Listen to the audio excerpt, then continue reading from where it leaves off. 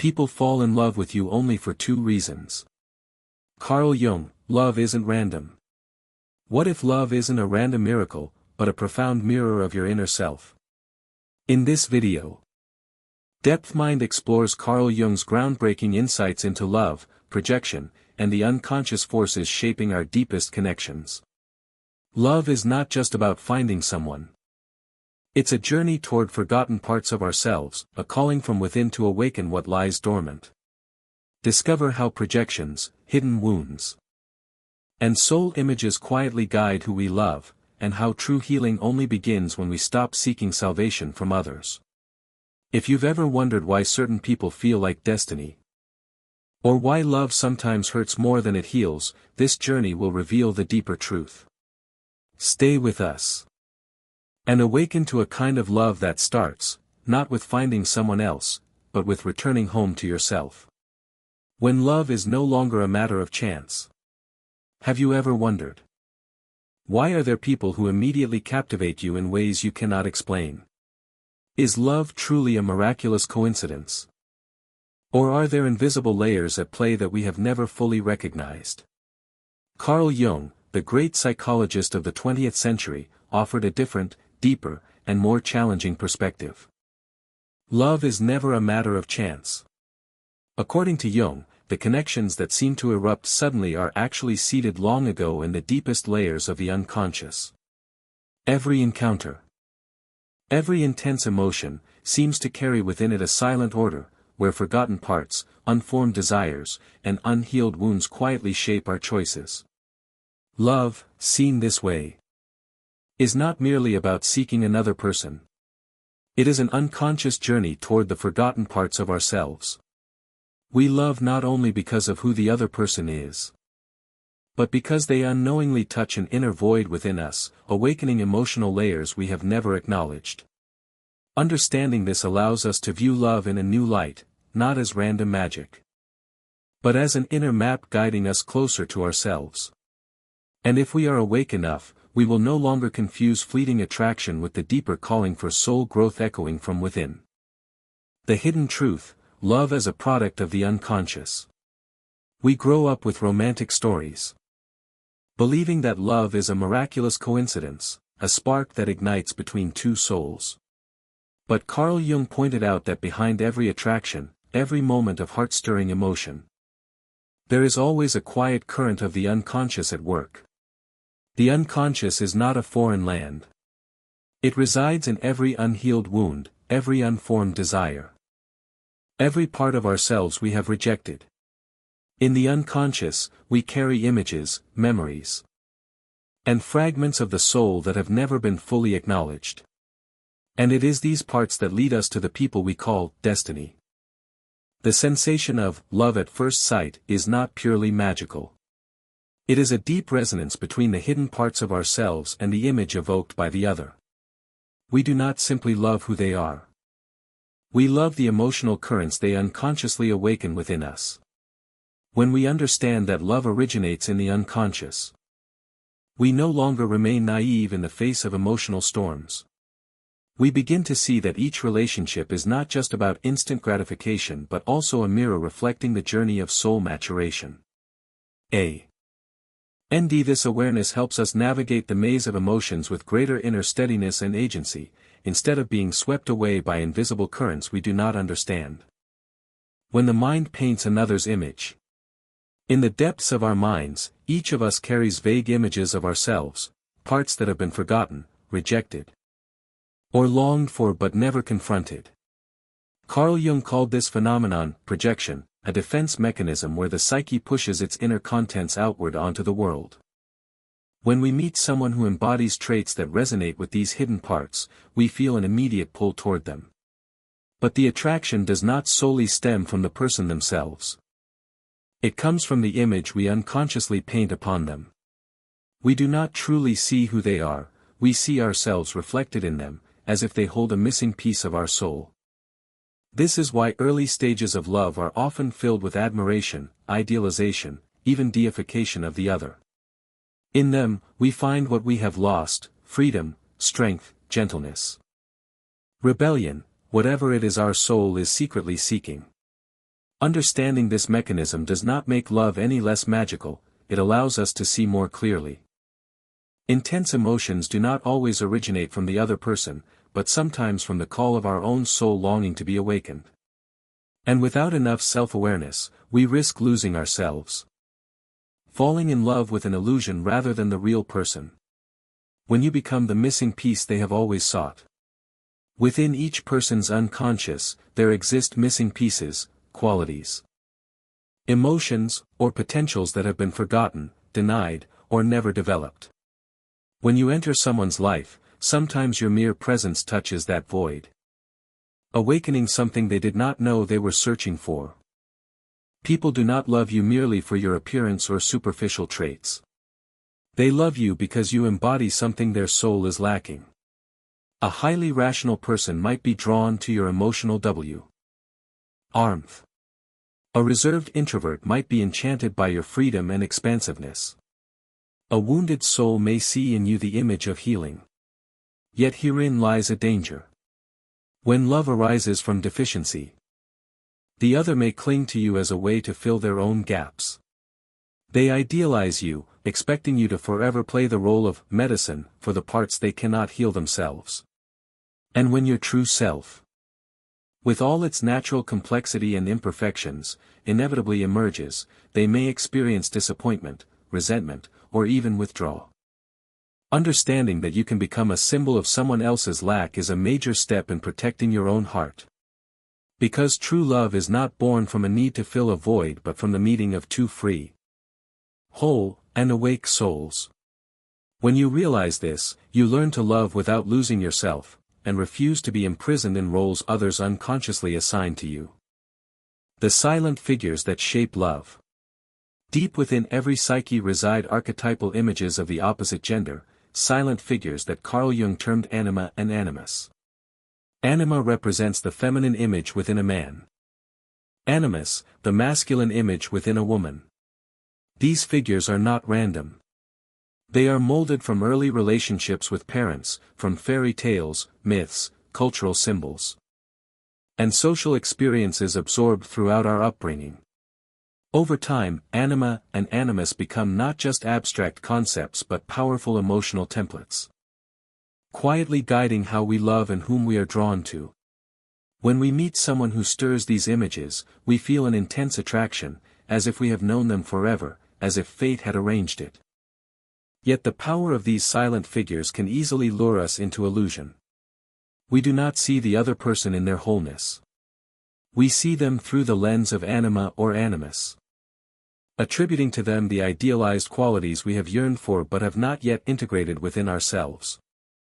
Understanding the operation of these inner images is not meant to strip away the romance of love, but to liberate us from blindness. When we realize that deep attraction can sometimes be the echo of our inner figures, we begin to love with open eyes, a mature heart, and a freer spirit. When you awaken the dormant image within them. When someone meets you and feels an immediate pull, it may not simply be surface-level resonance. In the depths of the unconscious, you have awakened a hidden image they have long carried, anima or animus, without even realizing it. This attraction is no accident. It is an echo from a part of their soul yearning to be expressed, to be brought to life. In their eyes, you are no longer just a person. You become a symbol, an embodiment of an aspect of their soul they have been seeking all their life. A man might see in you the gentleness, freedom, or intuition he has never allowed himself to develop. A woman might sense in you the steadfastness, wisdom, or strength she has secretly longed for. However, if this intense attraction is not consciously recognized, it can easily slip into illusion. People may fall in love with the image you evoke rather than with your true self. And thus, when the gap between the symbol and reality becomes more apparent, the initial love can shatter into disappointment, resentment, or cold detachment. Understanding that you might unconsciously awaken dormant images in others allows you to enter relationships with greater awareness. Instead of being imprisoned by the role of a symbol, you choose to love with sincerity and freedom. You allow yourself, and others, to simply be, not as a perfect ideal in someone's mind, but as real human beings. Growing together on the journey of awakening.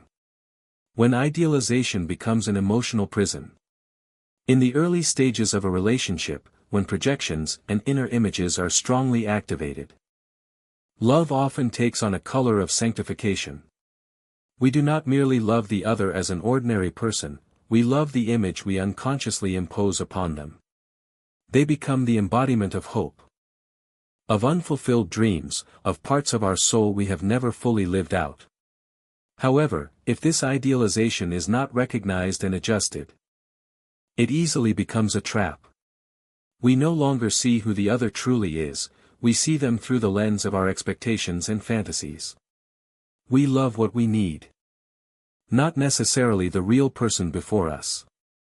Every natural action, every imperfection they reveal, then becomes a silent betrayal of the dream we have built for ourselves. Eventually, reality can no longer bear the weight of our ideals. When the first cracks appear, we fall into disappointment, blame, even a sense of betrayal. Not because the other person has changed, but because we never truly loved them as an independent being. We loved the image we projected, born from our own needs. Understanding the mechanism of idealization is a crucial step toward healing and maturing in love. We learn to see others with respect for who they truly are, allowing them the right to be imperfect, to differ from our expectations. We gradually build an inner stability that no longer demands others to fill our internal voids. Only by relinquishing the need to turn others into saviors can we love and be loved as free human beings. It is then that love ceases to be a prison of illusion and becomes a space for growth, healing, and true freedom. Love, a test for inner growth. Carl Jung once said that love is not just an emotional experience but a subtle tool to promote soul maturation. Every person we love, every encounter that stirs or wounds our heart, serves as a mirror reflecting the unfinished parts within us. Love, in this sense, is not merely to alleviate loneliness but to expose wounds, limitations, and dormant potentials. In love, we face the most intense emotions: joy, hope, fear, insecurity, anger, and pain. These emotions do not arise randomly. They are the voices of deep parts within us, parts that need to be seen, healed, or developed. Every pain in love is not a sign of failure. It is a sign that a new door is opening in our consciousness. People often seek to avoid the pain of love. Yet in truth, those moments of hurt are precious opportunities to take another step toward inner freedom. Only by facing uncomfortable emotions can we truly understand ourselves, learn how to love without losing ourselves, and stop imprisoning others within expectations or illusions. True love does not demand perfection from the other, nor does it require us to become an ideal version of ourselves. It simply asks for a heart wide enough to embrace reality, the beauty and the limitations of both ourselves and others. When we understand this, love is no longer merely a source of fleeting happiness but becomes a subtle test, helping us to grow, become whole, and attain greater freedom on the journey of being human. Everyone you love carries a message. No one enters our lives without meaning. Carl Jung believed that those who move our hearts, whether they bring joy or sorrow, are unconscious messengers carrying the very messages our soul needs to hear at that particular moment. They may not stay long. They may leave behind deep wounds. But their presence, whether brief or enduring, marks a turning point in our journey of inner growth. Some come to awaken dormant potentials we have forgotten.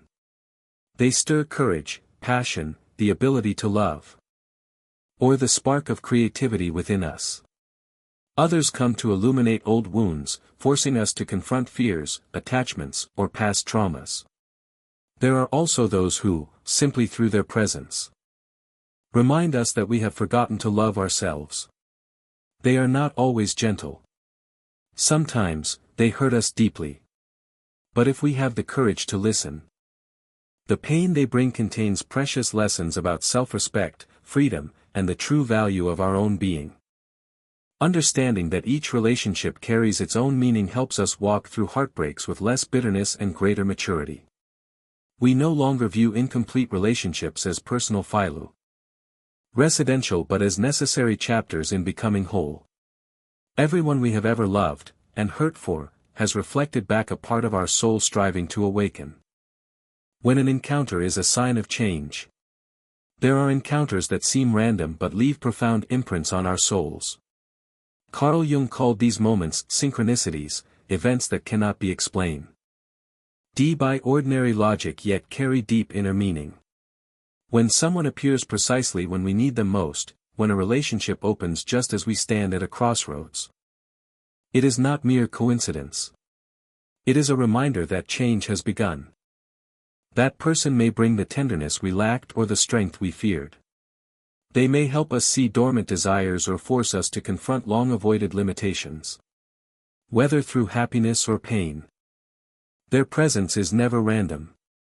It is a signal that our soul is ready to enter a new phase, whether we consciously realize it or not. Not all deep relationships are meant to last forever. Some exist only in a moment, but their impact can shape an entire journey. When we understand the deeper meaning of these encounters, we no longer cling to or resent those who leave. We recognize that their task was fulfilled, they awakened something within us, and it is now up to us to continue the journey on our own. Love, in this sense, is not just a bond between two people. It is the heartbeat of the soul's evolution, the whisper of the unconscious. The door leading us beyond old limits toward the wholeness our soul has long yearned for. Learning to love without illusion. Most of the pain in love does not come from the other person changing, but from the collapse of the image we once projected onto them. We love with expectations. We love with the unfinished pieces of our own souls, placed onto the image of another. When reality no longer matches the dream, we feel disappointed. We are hurt. But the pain is not only because of the other, it is because we are forced to confront the parts of ourselves that have yet to mature. Carl Jung reminds us that real love begins when we stop loving illusions and start loving the real person. Only when we relinquish the need to turn someone else into a savior for our inner voids can we love freely and consciously. Mature love does not demand perfection. It demands courage, the courage to see differences, to accept limitations, and still choose to stay with an open heart. When we love without clinging to illusion, we no longer grasp the other as a lifeline for our insecurities. We love without demanding that they fill the empty spaces within us. We love like two rivers flowing side by side, each with its own source, coming together to form a vast, deep river. Learning to love without needing illusion is a major turning point in the journey of inner growth. It is when love ceases to be dependence and becomes freedom, no longer possession, but presence. No longer a fragile dream, but a profound reality where both grow and heal together. True love is an invitation back to yourself. After all the idealizations, expectations, and heartbreaks, we come to realize a simple but profound truth: true love is not a journey to find someone to complete us, but an invitation to return to ourselves. Carl Jung believed that those we love, whether they bring joy or pain, are mirrors reflecting parts of our soul we need to recognize. Every relationship, every intense emotion, is a signal from deep within, inviting us to look inward. When we feel a powerful pull towards someone, it is not just about them, it is an echo of dormant potentials within us, demanding to be awakened and lived. True love, therefore, is not about melting into another or losing ourselves in them. True love is the meeting of two free individuals, each walking their own path, mature enough to journey together without binding each other. With this understanding, we stop expecting others to save us. We no longer seek comfort from outside to fill the emptiness within. Instead, we learn to care for ourselves, to recognize our fears, desires, and unmet longings. We learn to love ourselves not through indulgence, but through understanding and patience. When we are internally whole, love is no longer a need but a gift, a free, open, and conscious offering. That is the kind of love that endures, not because of the partner's perfection, but because of our own growth. Healing after illusions shatter. No one enters love without carrying expectations. And thus, when illusions shatter, the pain can be deeper than any other wound. We do not only grieve the loss of a person, we grieve the loss of the image we assign to them, the image of salvation, of a hope that was never fulfilled. Carl Jung emphasized that wounds of love are not signs of failure but necessary thresholds into greater maturity. Each collapse of illusion forces us to confront the deepest parts of ourselves. Loneliness, insecurity, fears we have long tried to avoid. Healing is not about quickly forgetting. Nor is it about building a false facade of strength. Healing is the process of accepting real emotions, pain, disappointment, regret, without blaming ourselves, without rushing to judge or deny them. It is about sitting with the wounds, listening to them as part of our growth journey. When we have the courage to face pain without fleeing, we reclaim sovereignty over our lives. We realize that no one else can fill the emptiness inside us but ourselves. And from the depths of hurt, true inner strength is born, the strength of self-mastery, of compassion for ourselves, and of a love no longer shackled by illusion. Healing does not mean we will never hurt again. It means that next time we will love with a wiser, freer, and more complete heart. Building inner strength and mastery in love.